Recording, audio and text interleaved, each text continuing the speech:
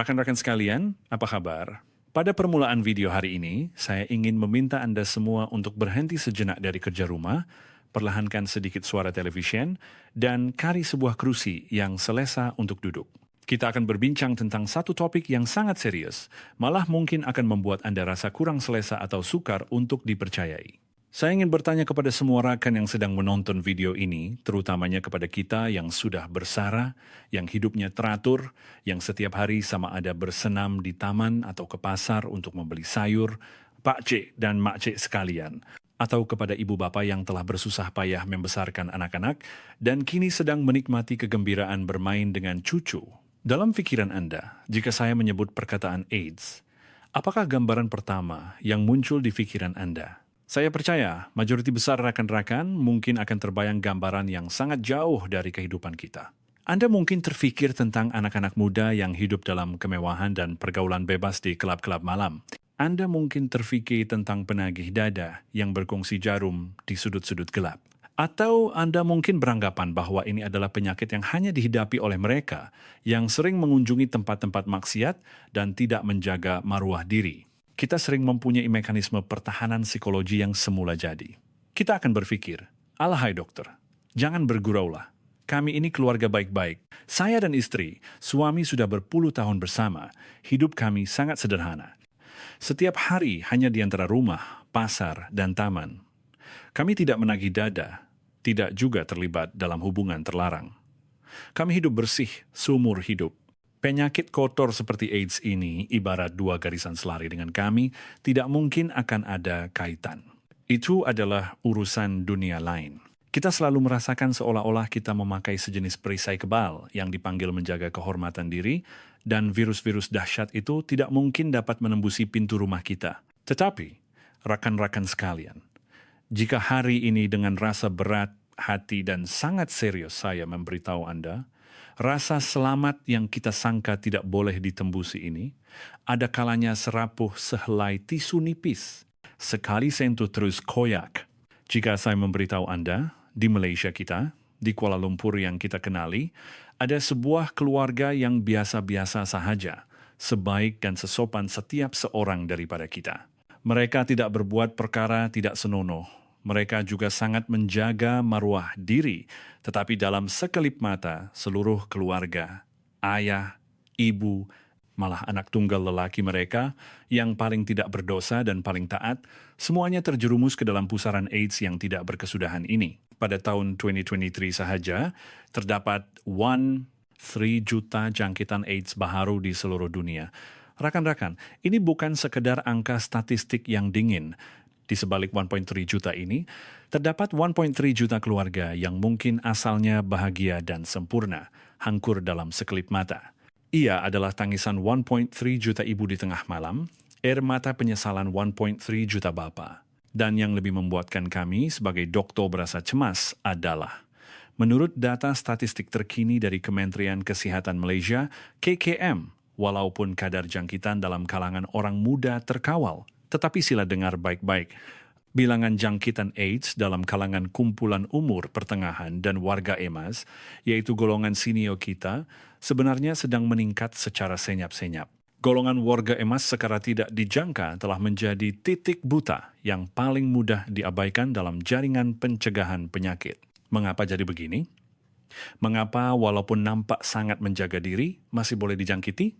Mengapa aktiviti seharian seperti makan mie di gerai tepi jalan, membuat rias kuku, atau bahkan niat murni untuk menyelamatkan nyawa anak sendiri boleh menyembunyikan bahaya maut? Hari ini, saya akan menjadi penyampai maklumat kesehatan. Melalui satu kes benar yang menyayat hati mengenai sebuah keluarga 3 beranak di Kuala Lumpur, saya akan mendedahkan secara terperinci krisis besar yang tersembunyi di sekeliling kita, malah terselindung dalam tabiat seharian kita. Dalam video ini, saya bukan sahaja mahu bercerita, saya juga mahu menganalisis secara mendalam taktik psikologi dan helah penyebaran virus ini. Setiap menit adalah pengetahuan yang boleh menyelamatkan nyawa Anda sekeluarga. Sila tonton dengan sabar hingga akhir, kerana ini bukan sahaja berkaitan dengan kesihatan pribadi Anda, tetapi juga kebahagiaan dan masa depan seluruh keluarga Anda. Jangan sekali-kali biarkan air mata penyesalan membanjiri sisa hidup Anda hanya kerana kecuaian atau rasa segan seketika. Mari kita saling menyokong untuk kesihatan kita bersama.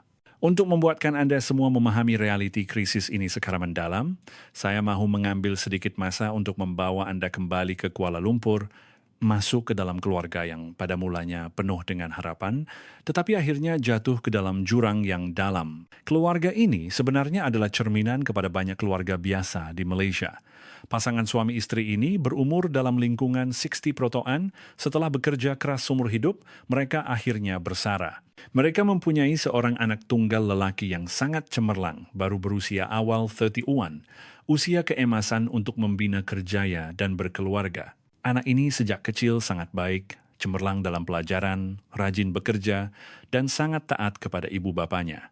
Dia adalah jenis anak orang lain yang sering disebut-sebut oleh jiran tetangga. Tetapi takdir kadang-kadang sangat kejam. Pada tahun lepas, yaitu 2023, keluarga yang aman ini tiba-tiba dilanda musibah besar. Anak tunggal mereka yang asalnya sehat dan kuat, tiba-tiba mula berasa tidak sehat, mudah letih, dan badannya bengkak. Selepas pemeriksaan di hospital bagai disambar petir, dokter mengumumkan dia menghidap uremia peringkat akhir, atau yang kita kenali sebagai kegagalan buah pinggang. Kedua-dua buah pinggangnya telah rosak sepenuhnya dan hilang fungsi akibat penyakit kronik yang berpanjangan. Melihat anaknya terbaring di katil hospital, wajahnya kehitaman kerana toksin tidak dapat disingkirkan dan badannya semakin kurus hari demi hari, hati si ibu bagai dihiris sembilu. Anaknya baru berumur 30 tahun, hidupnya baru sahaja bermula. Adakah selepas ini dia terpaksa bergantung pada mesin dialisis yang dingin itu ke hospital 3 kali seminggu untuk dicucuk jarum dan hidup tanpa kualiti? Doktor memberitahu mereka cara terbaik dan satu-satunya untuk membebaskan anak mereka dari penderitaan dialisis dan kembali hidup normal adalah melalui pemindahan buah pinggang. Demi menyelamatkan anak, yang merupakan satu-satunya harapan dan buah hati mereka, seluruh keluarga segera berusaha mencari penderma buah pinggang yang sesuai. Tetapi, seperti yang kita tahu, menunggu pendermaan organ daripada penderma awam adalah sesuatu yang sangat sukar. Ramai yang menunggu sehingga meninggal dunia tanpa berjaya. Oleh itu, pasangan tua ini memutuskan untuk melakukan pendermaan dari ahli keluarga.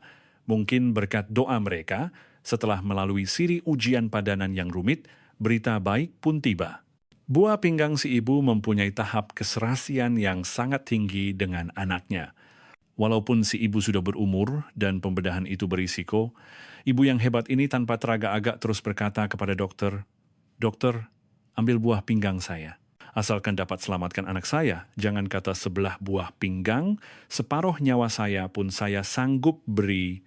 Sebelum pembedahan, pihak hospital, mengikut prosedur perubatan yang paling ketat, telah menjalankan pemeriksaan kesihatan yang sangat terperinci dan menyeluruh ke atas si ibu sebagai penderma dan si anak sebagai penerima. Ini sudah tentu termasuk saringan penyakit berjangkit seperti hepatitis B, hepatitis C, sifilis, dan tentunya HIV, yaitu virus AIDS. Laporan ujian pada masa itu menunjukkan semuanya normal. Hitam putih tertulis bahwa keputusan ujian HIV untuk kedua-dua ibu dan anak adalah negatif. Ini bermakna, dari segi perubatan, mereka berdua sehat pada masa itu dan tidak dijangkiti AIDS. Dengan rasa lega, pembedahan berjalan seperti yang dirancang. Pembedahan itu sangat berjaya. Sebiji buah pinggang si ibu berjaya dipindahkan ke dalam badan anaknya. Apabila dokter keluar dari Dewan Bedah dan mengumumkan kejayaan pembedahan itu, si bapa yang setia menunggu di luar menangis teresak-esak kerana terlalu gembira. Pemulihan selepas pembedahan juga berjalan langkar. Buah pinggang yang penuh dengan kasih sayang ibu itu mula berfungsi di dalam badan anaknya. Air kencing dapat dikeluarkan, toksin dapat disingkirkan, dan wajah anaknya menjadi semakin cerah dari hari ke hari. Tidak lama kemudian, kedua-dua ibu dan anak dibenarkan pulang dengan gembira untuk berehat di rumah. Pada masa itu, seluruh keluarga merasakan penderitaan akhirnya berakhir, kegelapan telah berlalu, dan fajar harapan akhirnya tiba. Mereka bahkan mula merancang untuk melancong sekeluarga bagi meraihkan kehidupan baru setelah anaknya pulih sepenahnya. Tetapi, rekan-rekan sekalian, siapa sangka ini hanyalah permulaan kepada mimpi ngeri yang lebih besar dan lebih menyedihkan. Tidak lama selepas pulang ke rumah, keadaan kesehatan si anak yang sepatutnya dalam tempo pemulihan tiba-tiba merosot dengan teruk. Suatu malam, dia tiba-tiba demam panas. Suhu badannya melonjak seperti roket ke 39 foto derajat Celcius dan ubat demam tidak berkesan. Seluruh badannya panas seperti relau. Kemudian kesan sampingan yang teruk mula muncul. Dia mula muntah dengan kuat, apa sahaja yang dimakan akan dimuntahkan, malah air hempedu pun keluar. Badannya menjadi begitu lemah sehingga tidak berdaya untuk turun dari katil ke tandas, hanya mampu terbaring lemah sambil tercungap-cungap. Keluarganya sangat ketakutan. Si ibu cemas bukan kepalang, berpikir adakah ini penolakan organ, adakah ada sesuatu yang tidak kena semasa pembedahan. Mereka segera memanggil ambulans dan menghantar anak mereka kembali ke hospital. Di ward kecemasan, dokter juga merasakan ada sesuatu yang tidak kena. Jika ia adalah reaksi penolakan, biasanya ia tidak akan disertai dengan demam panas yang tidak surut dan simptom jangkitan seluruh badan. Untuk mencari pungkas sebenar, dokter melakukan satu set ujian darah dan saringan virus yang lebih teliti ke atas si anak. Beberapa jam menunggu keputusan itu terasa lebih lama daripada seabad bagi pasangan ibu bapak ini. Akhirnya, dokter datang membawa laporan ujian. Tetapi riak wajah dokter kelihatan lebih serius dan muram berbanding sebelum ini. Dokter memanggil ibu bapak itu ke dalam bilik rundingan, menutup pintu, dan berkata dengan nada berat, "Kami ada berita yang sangat buruk untuk dimaklumkan. Demam, panas, dan keadaan lemah pesakit bukan disebabkan oleh penolakan organ, tetapi kerana dia disahkan positif HIV, yaitu AIDS." Ayat itu ibarat bom atom yang meletup di dalam bilik kecil itu. Udara seolah-olah membeku serta-merta si ibu terus tergamam.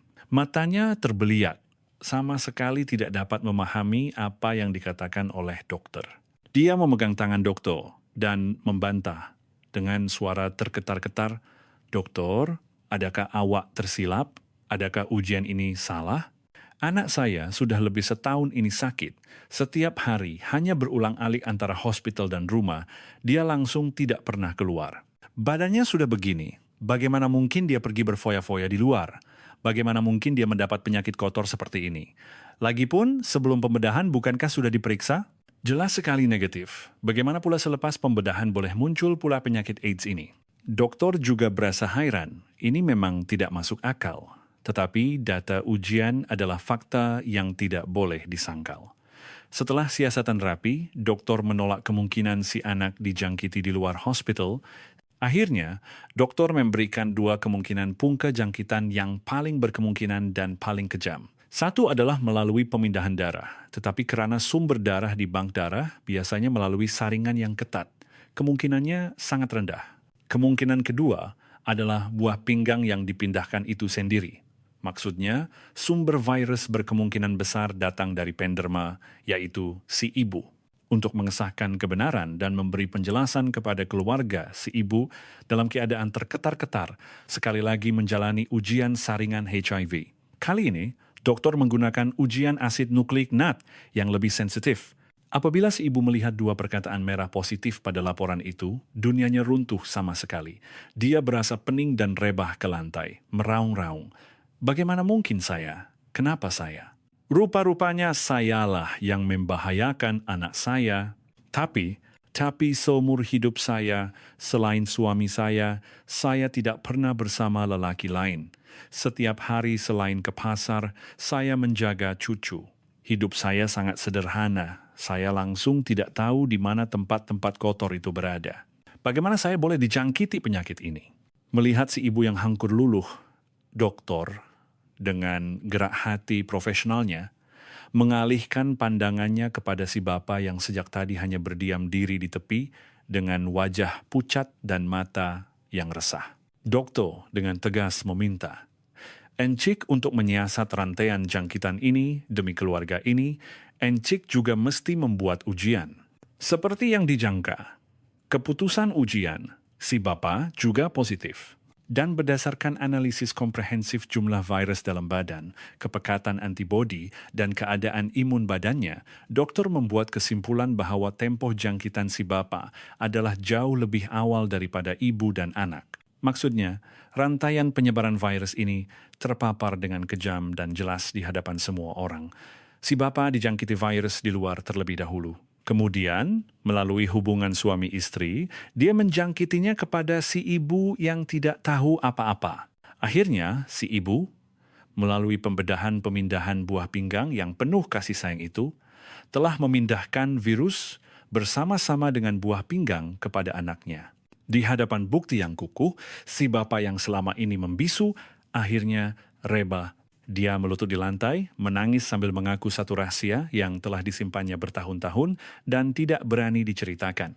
Rupa-rupanya beberapa tahun yang lalu ada satu ketika dia keluar berhibur dengan rakan-rakan atau mungkin karena kesilapan seketika dan kesunyian, dia pernah mengunjungi tempat-tempat maksiat dan melanggan pelacur.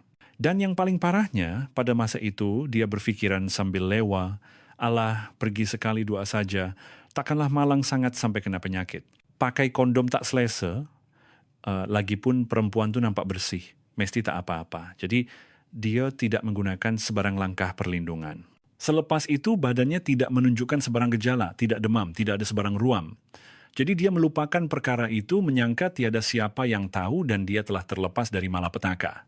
Tetapi dia tidak pernah menyangka, hanya kerana beberapa kali makan luar itu, dia telah dijangkiti virus AIDS. Dan kerana AIDS mempunyai tempo pengeraman yang panjang, dia langsung tidak tahu bahwa dia telah sakit. Dalam keadaan tidak sadar, melalui hubungan suami istri, dia telah menjangkiti virus kepada istri yang telah hidup bersamanya seumur hidup. Dan istrinya pula dalam satu pembedahan yang asalnya bertujuan menyelamatkan nyawa, telah menjangkiti virus kepada anak mereka. Doktor menjelaskan mengapa si ibu tidak dikesan positif sebelum pembedahan. Ini kerana jangkitan AIDS mempunyai satu fasa yang sangat menakutkan yang kami panggil tempo tingkap Window-Peria. Tempo tingkap merujuk kepada masa antara seorang dijangkiti virus sehingga badan menghasilkan antibodi yang cukup untuk dikesan oleh ujian. Si ibu mungkin baru sahaja dijangkiti atau jumlah virus dalam badannya masih dalam keadaan turun naik. Ujian antibodi biasa pada masa itu gagal mengesan jejak virus, menunjukkan keputusan negatif palsu. Seperti kata pepatah, kerana nila setitik, rosak susu sebelanga. Keluarga yang sepatutnya dapat membina semula kehidupan bahagia ini, hangkur sama sekali kerana satu pemikiran sambil lewa si bapa bertahun-tahun yang lalu, kerana satu kali hubungan tanpa perlindungan itu. Setelah mendengar cerita ini, saya percaya perasaan Anda semua pastinya sama berat seperti saya. Kita mungkin berasa marah, sedih, malah mungkin takut. Tetapi selain bersimpati, kita perlu belajar pengetahuan yang boleh menyelamatkan nyawa daripadanya. Mengapa AIDS begitu menakutkan? Bukan sahaja kerana ia masih belum dapat diubati sepenahnya dan penghidap perlu makan ubat seumur hidup, tetapi juga kerana sifatnya yang sangat tersembunyi dan menipu. Ia seperti pembunuh upahan yang memakai jubah halimunan, menyelinap masuk ke dalam badan Anda secara senyap. Ia tidak seperti selesema yang membuat Anda batuk dan berhingus, serta-merta atau sirit-birit yang membuat Anda sakit perut serta-merta. Ia mungkin tidak menunjukkan sebarang gejala yang jelas selama beberapa tahun, malah belasan tahun, membuat Anda salah sangka bahwa Anda sehat. Tetapi dalam proses ini, ia sentiasa mereplikasi diri, sentiasa merosakkan sistem imun Anda. Dan yang paling menakutkan, ia sentiasa boleh menjangkiti orang lain. Kita semua tahu bahwa terdapat 3 cara utama penularan AIDS. Hubungan seks yang tidak selamat, penularan melalui darah, dan penularan dari ibu kepada anak. Pada masa lalu, banyak jangkitan disebabkan oleh perkongsian jarum, seperti dalam kalangan penagih dada atau melalui pemindahan darah. Tetapi dengan kemajuan perubatan dan kesedaran awam di Malaysia, kadar penularan melalui darah telah menurun dengan ketara. Kini, majoriti besar kes AIDS baharu di Malaysia, lebih daripada 80%, adalah disebabkan oleh hubungan seks yang tidak selamat. Dan di sini terdapat satu tren yang sangat membimbangkan, yaitu peningkatan kadar jangkitan dalam kalangan warga emas. Semua orang mesti memahami 3 peringkat jangkitan. Ini dapat membantu kita menjadi lebih peka dan memahami wajah sebenar virus ini. Peringkat pertama adalah peringkat akut. Biasanya berlaku dalam masa 2 hingga 4 minggu selepas jangkitan. Ini adalah tempo yang sangat kritikal. Virus baru masuk ke dalam badan dan mula mereplikasi diri dengan pantas. Pada masa ini, pesakit akan mengalami simptom seperti selesema, demam, sakit tekak, keletihan yang melampau, sakit otot, dan bengkak kelenjar limfa. Rakan-rakan, sila ambil perhatian, simptom-simptom ini sangat mirip dengan selesema biasa. Ramai orang hanya makan obat selesema, minum air, dan beberapa hari kemudian demamnya reda. Lalu mereka fikir tiada apa-apa, hanya demam biasa. Sebenarnya pada masa ini, jumlah virus dalam badan sangat tinggi dan kebolehjangkitannya adalah yang paling kuat. Jika Anda pernah terlibat dalam aktiviti berisiko tinggi, seperti hubungan seks tidak selamat atau berkongsi jarum, dan selepas 2-3 minggu tiba-tiba demam panas tanpa sebab, Anda mesti pergi membuat saringan. Jangan anggap ia sebagai selesema biasa. Peringkat kedua adalah peringkat tanpa gejala atau tempo pengeraman. Jika tidak dikesan pada peringkat akut atau tidak diendahkan, virus akan memasuki mod pengeraman. Peringkat ini boleh berlarutan selama 6, 8, atau bahkan 10 tahun. Pada peringkat ini, pesakit kelihatan sama seperti orang normal. Boleh makan, boleh tidur, boleh bersenam, wajah ceria, langsung tidak nampak sakit, sama seperti si bapa dari Kuala Lumpur itu. Dia merasa dirinya sehat. Sebab itulah dia berani hidup bersama istrinya tanpa sebarang keraguan. Tetapi sebenarnya virus sedang perlahan-lahan memakan sistem imunnya, dan pada masa ini dia masih mempunyai kebolehjangkitan yang kuat. Inilah sebabnya mengapa banyak pasangan, salah seorang dijangkiti selama bertahun-tahun dan hanya diketahui apabila pasangannya jatuh sakit. Inilah penularan tersembunyi yang paling menakutkan. Peringkat ketiga adalah peringkat berpenyakit atau peringkat AIDS. Apabila sistem imun telah dimakan habis dan runtuh, pesakit akan mula mengalami demam yang berterusan, berpeluh pada waktu malam, peluh sejuk yang membasahi bantal, serit-birit kronik yang tidak sembuh selama sebulan, dan penurunan berat badan yang mendadak tanpa sebab. Akhirnya, pesakit akan berisiko maut akibat pelbagai jangkitan yang biasanya tidak akan berlaku, seperti pneumonia pneumocystis. Seterusnya, saya ingin memberi amaran khas kepada rakan-rakan kita yang berusia pertengahan dan warga emas, data statistik. KKM memberitahu kita untuk berwaspada. Demografi umur penghidap AIDS di Malaysia sedang meningkat.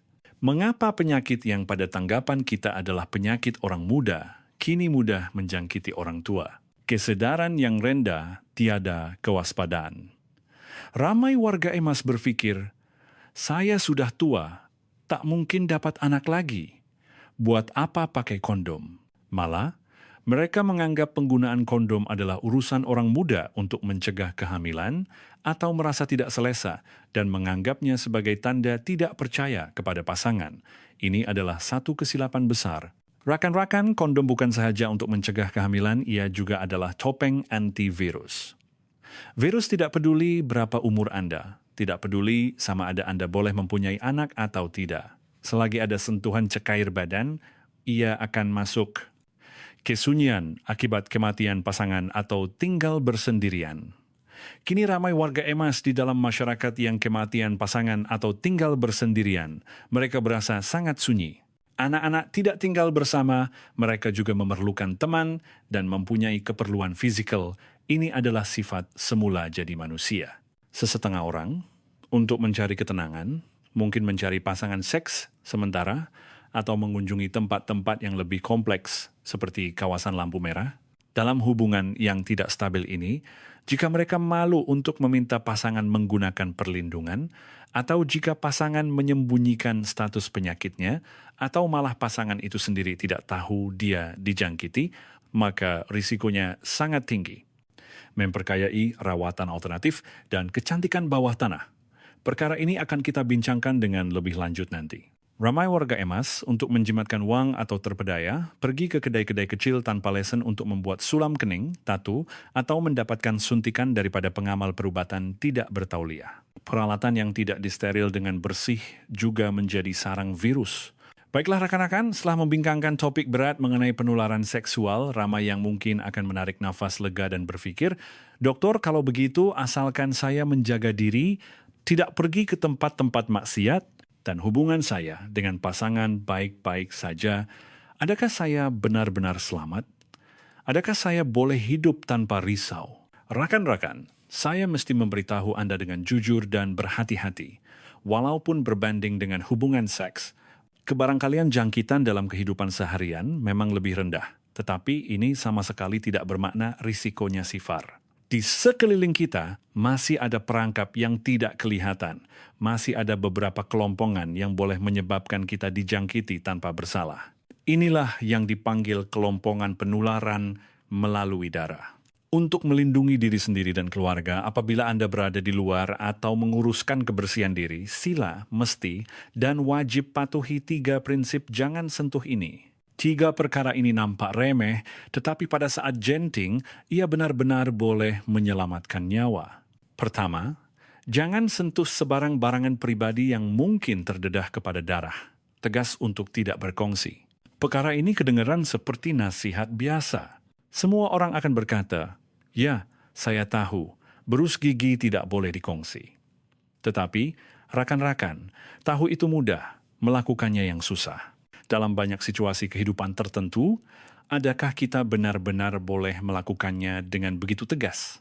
Sebagai contoh, adakah Anda pernah mengalami pengalaman ini?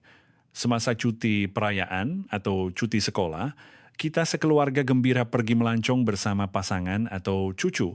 Apabila tiba di hotel, tiba-tiba sedar, alamak, saya terlupa bawa berus gigi atau berus gigi cucu terjatuh ke lantai. Pada masa ini, apa pikiran pertama kebanyakan orang? Mungkin Anda akan berpikir, sudah malam begini, malasnya nak keluar beli. Lagipun saya dan suami, istri sudah berpuluh tahun berkahwin, atau ini cucu kandung saya, kami semua sekeluarga sehat walafiat. Pinjam sekejap tak apakut. Atau mungkin berpikir, guna pisau cukur tu untuk cukur sikit jambang, mesti tak apa-apa. Rakan-rakan sama sekali tidak boleh. Jangan sekali-kali. Pemikiran inilah yang menjadi titik lemah kegemaran virus. Kenapa? Kita perlu tahu, walaupun pada mata kasar berus gigi nampak bersih, pisau cukur nampak bersih, tetapi apabila kita memberus gigi, terutamanya kita warga emas yang gusinya mungkin sedikit mengecut atau ada penyakit gusi, proses membrus gigi sangat mudah, menyebabkan saluran darah halus di gusi pecah dan menghasilkan pendarahan mikro yang tidak kelihatan. Pada masa ini, jika pemilik berus gigi itu mempunyai virus dalam darahnya, sama ada virus AIDS, hepatitis B atau C, virus-virus ini akan bersembunyi di celah-celah bulu berus. Apabila Anda mengambil berus gigi itu dan memasukkannya ke dalam mulut Anda, memberus di atas gusi Anda yang juga berdarah. Berus gigi itu telah menjadi kendaraan pengangkut virus, menghantar virus terus ke pintu masuk badan Anda melalui luka kecil di gusi Anda. Prinsip yang sama juga terpakai untuk pisau cukur kening, dan pengetip kuku, terutamanya ramai rakan lelaki kita yang suka pergi ke kedai gunting rambut tradisional. Tukang gunting di kedai-kedai lama ini mahir. Selepas menggunting rambut, mereka akan meletakkan tuala panas di muka Anda, kemudian mengeluarkan pisau kukur yang tajam untuk mencukur misai dan jambang Anda sehingga bersih. Rasanya memang selesa. Tetapi, rakan-rakan, adakah Anda pernah perhatikan pisau di tangan tukang gunting itu? Jika tukang gunting itu tidak mengamalkan satu pelanggan, satu pisau, maksudnya selepas dia mencukur pelanggan sebelumnya, dia hanya mencelupkannya ke dalam air atau mengelapnya dengan kain, atau sekadar menyembur alkohol, kemudian terus mencukur muka Anda. Rakan-rakan, ini sangat berbahaya. Walaupun alkohol boleh membunuh kuman, ia tidak dapat membunuh semua virus serta-merta, terutamanya darah yang tersembunyi di celah-celah bilah pisau. Jika pelanggan sebelumnya mempunyai jerawat yang pecah atau luka kecil yang berdarah dan darahnya mengandungi virus, maka apabila pisau itu bergerak di muka Anda dan secara tidak sengaja menggores sedikit kulit Anda, virus telah menemui rumah baru. Oleh itu, nasihat saya sangat spesifik. Bawa barangan sendiri semasa melancong, jadikan ia satu tabiat. Kemana sahaja Anda pergi, walaupun ke rumah anak-anak pada hujung minggu, Bawa brus gigi, tuala, dan pisau cukur Anda sendiri. Perhatikan semasa menggunting rambut, membuat rias. Apabila pergi ke kedai gunting rambut untuk bercukur atau ke salon kecantikan untuk merias kening, pastikan Anda perhatikan tukang gunting itu. Lihat sama ada dia membuka pek bilah pisau yang baru di hadapan Anda, atau pastikan dia menggunakan alat pakai buang. Jika tidak, sila beranikan diri untuk menolak atau bawa pisau Anda sendiri untuk dia gunakan. Jangan malu, kesehatan adalah milik Anda. Maruah tidak bernilai. Kedua, jangan sentuh alat penembusan kulit yang tidak disteril dengan ketat. Tegas untuk tidak menyentuhnya. Perkara ini amat penting terutamanya bagi ibu-ibu dan makcik-makcik kita yang mementingkan kecantikan serta warga emas yang suka menjaga kesehatan. Kini sangat populer untuk membuat sulam kening, sulam bibir, dan garis mata supaya kelihatan segar tanpa solekan. Ramai juga warga emas yang apabila badan sakit-sakit suka pergi ke klinik perubatan tradisional Cina atau mencari pengamal tradisional untuk rawatan akupunktur, bekam, atau bekam darah. Semua prosedur ini mempunyai satu persamaan. Ia adalah rawatan invasif. Ia akan menembusi kulit kita dan bersentuhan terus dengan darah dan cekair badan kita. Jika Anda pergi ke hospital besar yang sah atau klinik kecantikan bertauliah, biasanya tiada masalah. Kerana pihak berkuasa kesehatan mengawalnya dengan ketat. Mereka akan menggunakan autoclave periuk, pensterilan tekanan tinggi, untuk mensterilkan peralatan, dan jarum juga adalah pakai buang. Tetapi, kini di merata-rata tempat, terutamanya di lot-lot kecil dalam pasar atau di kediaman pribadi dalam bangunan, terdapat banyak studio pribadi atau pengamal tidak bertauliah. Mereka menarik ramai warga emas dengan promosi harga murah dan kemahiran yang kononnya bagus. Rakan-rakan, cuba Anda fikirkan. Tempat-tempat seperti ini tidak diawasi oleh pihak berkuasa kesehatan. Adakah peralatan pensterilan mereka memenuhi piawaian? Satu set peralatan pensterilan profesional berharga puluhan ribu ringgit, adakah mereka sanggup membelinya? Mereka mungkin hanya mempunyai satu set alat. Selepas membuat sulam kening untuk Ali, yang mungkin masih ada sisa cekair tisu dan darah, mereka hanya mengelapnya dengan kapas alkohol atau merendamnya dalam air mendidih, kemudian terus menggunakannya untuk abu. Rakan-rakan, ini seperti bermain dengan nyawa.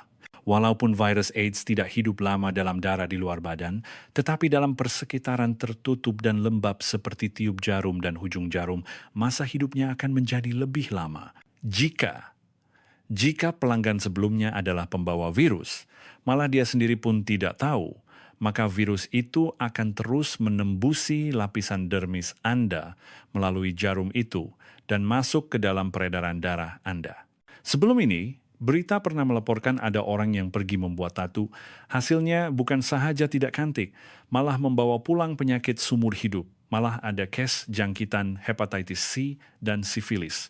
AIDS juga menular melalui cara yang sama. Oleh itu, nasihat saya adalah untuk sebarang prosedur yang melibatkan penembusan kulit, pastikan Anda pergi ke institusi perubatan yang sah dan berlesen atau kedai yang bertauliah. Sebelum mereka memulakan, Anda mesti menjadi pelanggan yang cerewet. Anda mesti melihat dengan mata sendiri mereka membuka pek jarum baru yang divakum. Jika ia adalah peralatan yang digunakan semula, pastikan ia dikeluarkan dari kantung pensterilan yang mempunyai penunjuk perubahan warna.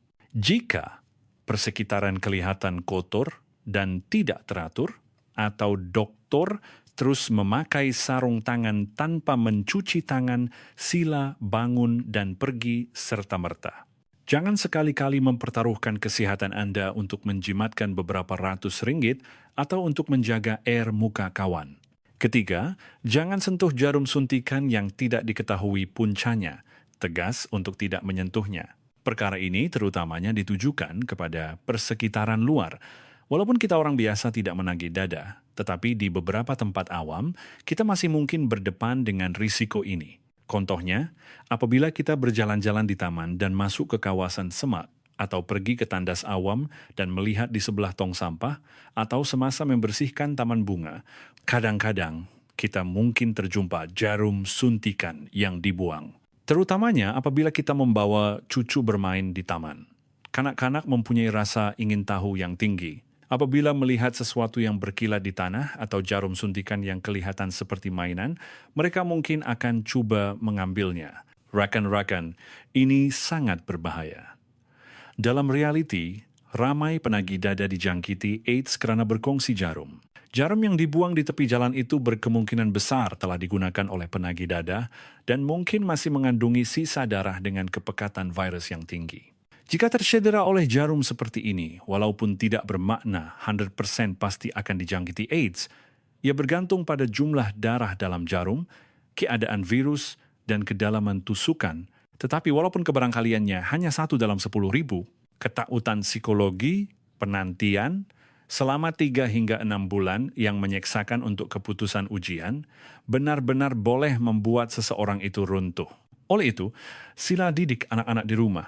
Apabila melihat jarum suntikan atau sisa buangan tajam di atas tanah, jangan sekali-kali mengambilnya karena rasa ingin tahu. Juga ingatkan diri sendiri untuk memakai sarung tangan tebal semasa membersihkan taman atau sampah. Jangan sentuh terus dengan tangan.